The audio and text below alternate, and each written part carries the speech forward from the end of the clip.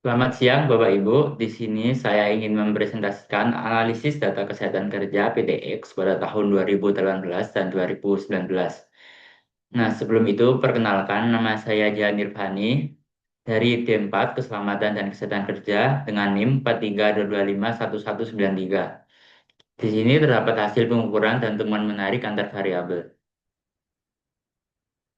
Nah, sebagai gambaran umum karyawan PTX, di sini terdapat 80 total karyawan dengan 70 laki-laki dan 10 perempuan.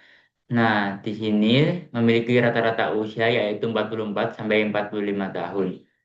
Nah, dan di bawah sini terdapat distribusi departemen pada PTX.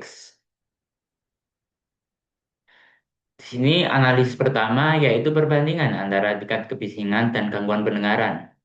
Nah, semakin tinggi tingkat kebisingan, maka semakin besar pula risiko gangguan pendengaran pada kasus ini. Teman umum pada area 92 desibel pada tahun 2018, 90% karyawan mengalami gangguan pendengaran. Dan 2019, gangguan pendengaran menurun signifikan di area 90 dan 92 desibel. NAB kebisingan sendiri pada area 85 desibel masih paling aman, namun tetap ada resiko terkena gangguan pendengaran yaitu 32 sampai 41%. Nah, di sini penurunan signifikan kasus gangguan pendengaran di area 92 desibel pada Departemen Pen Production. Data menunjukkan pembalikan status kesehatan yang sangat drastis. Pada tahun 2018, area ini menjadi titik paling rawan dengan 90% karyawan mengalami gangguan pendengaran. Namun di tahun 2019, 100% karyawan berhasil kembali ke status normal. Hal ini menjelaskan bahwa terdapat hal yang perlu diselidiki mengenai hal yang bisa membuat itu terjadi agar dapat diterapkan ke departemen lain. Ini berbanding berbalik dengan area produksi. Kelompok karyawan di area lab quality control justru menunjukkan kondisi stagnan yang buruk, di mana 91,7% karyawan atau 11 orang yang mengalami gangguan di tahun 2018 tetap menyandang status gangguan di tahun 2019. Pola ini menjelaskan adanya subclinical hazard atau bahaya yang tidak terlihat meskipun intensitas bising berada di batas aman yaitu 85 desibel. Kerusakan tetap terjadi karena paparan bising di laboratorium bersifat konstan tanpa jeda. Kondisi ruangan yang bergema atau adanya persepsi keliru dari karyawan lab yang merasa areanya aman sehingga AP menggunakan pelindung telinga. Nah, indikasi kerusakan fisik permanen pada kasus seperti nomor 12, 13, 14, dan 25 sama sekali tak menunjukkan perubahan yang tetap mengalami gangguan di kedua tahun. Kondisi stagnan ini menjelaskan bahwa paparan kebisingan di masa lalu kemungkinan besar telah melampaui ambang batas toleransi sehingga menyebabkan kerusakan saraf pendengaran yang bersifat permanen atau mencerminkan adanya ketidakpatuhan penggunaan APD yang kronis pada titik kerja spesifik tersebut. Nah, di sini terdapat data tadi seperti pada lab quality control dan paint production. Nah, di sini terdapat beberapa rekomendasi, yaitu yang pertama adalah audit total dan mapping kebisingan di lab quality control. Segera lakukan pengukuran ulang frekuensi dan karakteristik bising di lab quality control. Wajibkan penggunaan APD pelindung telinga dengan spesifikasi noise reduction rating yang sesuai, serta lakukan edukasi khusus bagi personel laboratorium. Yang kedua adalah verifikasi validitas data audiometri pada tahun 2019. Mengingat penurunan angka gangguan di arah 92 desibel sangat ekstrim dari 90% menjadi 0% atau total nggak ada. Manajemen direkomendasikan untuk melakukan kalibrasi ulang pada alat audiometri atau memverifikasi ulang metode pengujian guna memastikan hasil tersebut bukan merupakan kesalahan diagnosis atau false normal. Yang ketiga yaitu intervensi khusus kasus persisten. Lakukan pemeriksaan medis lanjutan. Tiga dokter spesialis THT atau okupasi bagi karyawan yang statusnya tetap gangguan di kedua tahun untuk menentukan tingkat kecacatan dan kelayakan kerja.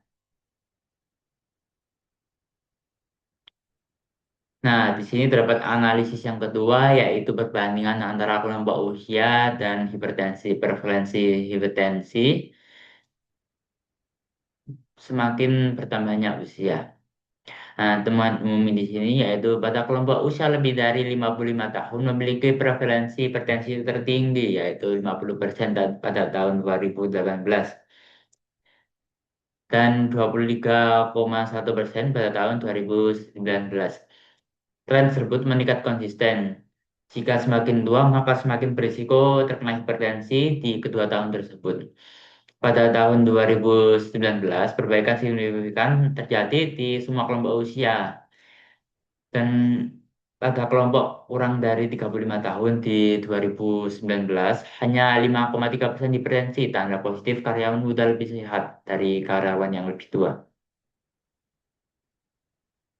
Nah, di sini terdapat perbaikan kelompok senior pada lebih dari 55 tahun. Pada tahun 2018, kelompok usia senior 55 sampai 60 tahun mendominasi angka penderita hipertensi. Namun di tahun 2019, mayoritas dari mereka berhasil menurunkan tekanan darah ke status normal. Tren penurunan yang merata di hampir seluruh departemen, terutama operator dan helper.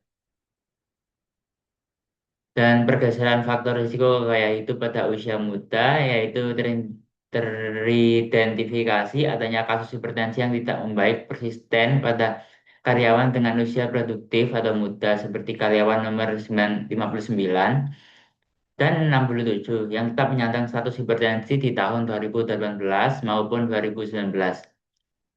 Fenomena ini menjelaskan bahwa risiko tekanan darah tinggi di tempat kerja saat ini tidak lagi murni disebabkan oleh faktor degeneratif atau penuaan. Kasus pada usia muda ini lebih dipicu oleh faktor gaya hidup, lifestyle yang buruk, seperti tingginya kebiasaan merokok, konsumsi kopi, atau suplemen energi instan berlebih saat di malam, kurangnya waktu tidur atau istirahat, atau tingkat stres kerja yang tinggi di bagian tersebut. Yang di bawah ini terdapat data-data tersebut. Di sini terdapat rekomendasi yaitu seperti yang pertama dengan intervensi wellness tersegmentasi untuk karyawan usia muda yang kurang dari 40 tahun buat program khusus seperti smoking cessation, seperti kampanye berhenti merokok, edukasi gizi seimbang, dan konseling manajemen stres kerja agar mengurangi risiko terkena hipertensi di usia muda. Untuk karyawan usia senior yang lebih dari 55 tahun, lanjutkan pemantauan berkala mingguan di klinik perusahaan yang untuk memastikan tekanan darah mereka tetap stabil dan tidak mengalami kekambuhan. Nah, untuk selanjutnya, di sini terdapat evaluasi beban kerja dan shift. Lakukan analisis apakah kasus hipertensi pada karyawan tertentu berkaitan dengan pola shift malam yang terlalu padat atau beban kerja fisik yang berlebihan.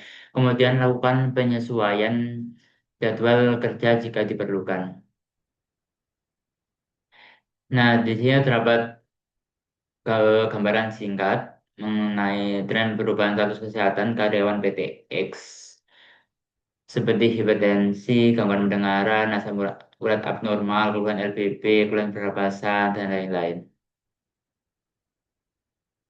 Oke, terima kasih.